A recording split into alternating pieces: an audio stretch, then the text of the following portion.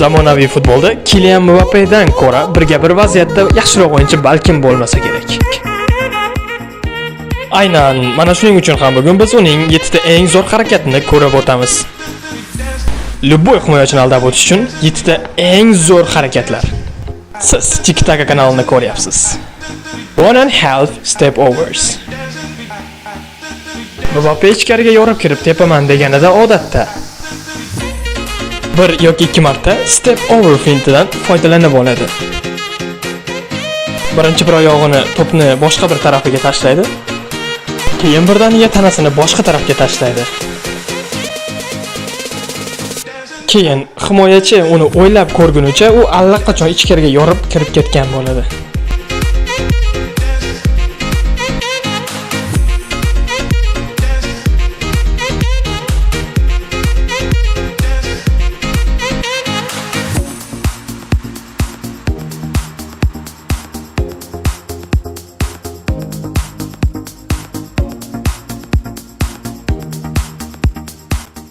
The attempt and make.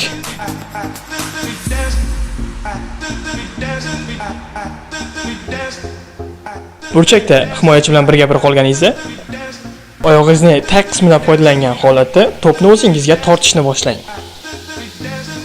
Ya'ni himoyachini o'zingizga jalb qiling. Himoyachi o'zi harakatni boshlaganida qadam tashlashi bilan to'pni oyog'ini orasidan o'tkazib qo'ying.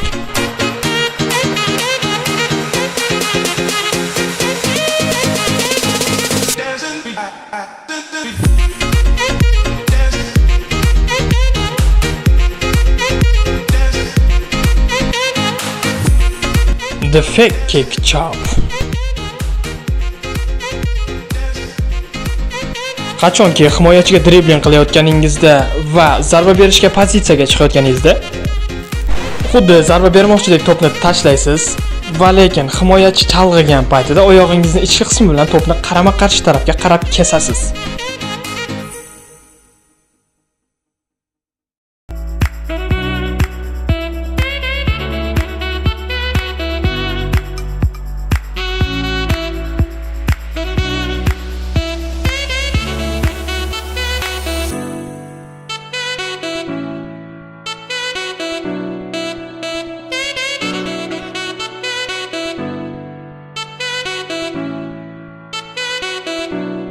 The roll and flick.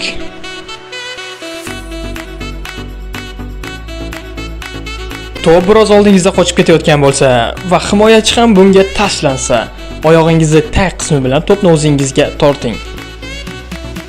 Keyin narigi oyog'ingizning ichki qismi bilan to'pni himoyachidan qarama-qarshi tarafga yo'naltiring.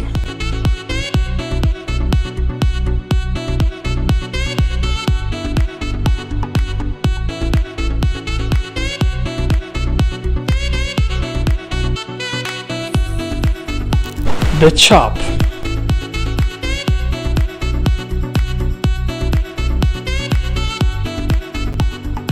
Qachonki qanotdan qochib ketayotganingizda himoyachi ham ortingizdan yugurayotganini sezsangiz, to'pni oldidan sakrang va to'pni o'zingizni va himoyachining orqasidan yo'naltiring.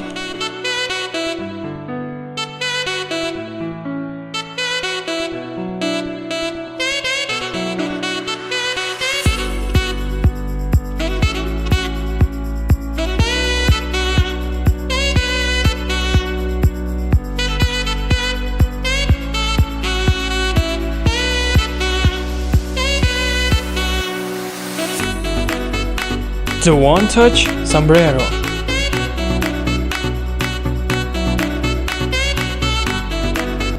To'pni qabul qilayotganingizda himoyachi oldingizdagi bo'shliqni yopish uchun yugurib kelayotgan bo'lsa, oyoq uchi bilan to'pning eng tag qismini silang.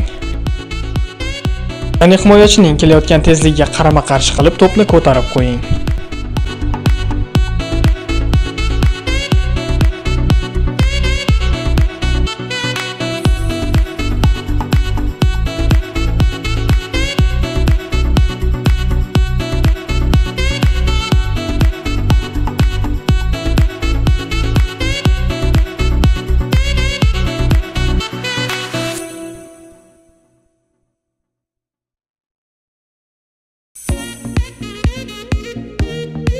letting the ball roll. To'p sizga tezlik bilan kelayotganida himoyachi orqangizdan qisib kelsa, shunda orqangizda bo'shliq bo'ladigan bo'lsa, to'p sizning oyoqlaringizning orasidan o'tib ketishini ta'minlab, uni himoyachidan olib qochishingiz mumkin.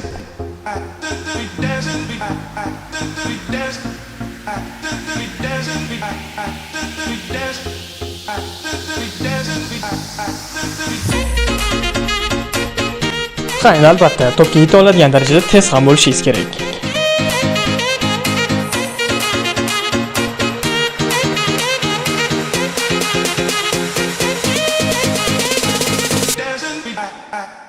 E'tiboringiz uchun kattakon rahmat. Lekin chiqib ketishingizdan avval sizdan ikkita narsani so'rab qolmoqchiman. Birinchisi, haqiqatan ham Mbappe hozirgi kunda eng yaxshi o'yinchimi? Ikkinchisi, agarda biz kanalimizga reklama materiallarini joylashtiradigan bo'lsak, sizning bunga qarshiligingiz yo'qmi? Chunki aynan moliyaviy holat kanalimiz davom etishini ta'minlaydi.